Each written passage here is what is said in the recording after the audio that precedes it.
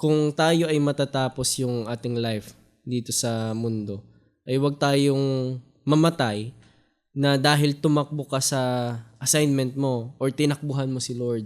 Kumbaga, mas maganda na parang graduation, 'di ba?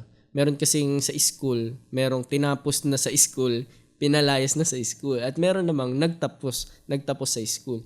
Parang ganun po sa life natin as Christians, as sons and daughters of the Lord. Mas maganda na yung mag-end yung life mo because nagawa mo yung assignment mo sa Panginoon, yung pinapagawa sa ni Lord na fulfilled mo compared doon sa kakatakbo mo ayan tuloy.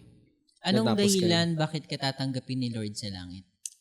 Actually, wala naman tayong ibang dahilan. We are all saved by grace. Wala tayong may pagmamalaki sa Panginoon. Kahit sino ka pa, anong itsura mo, anong mga accomplishment mo dito sa mundo, walang ibang reason bakit ka tatanggapin ni Lord sa langit.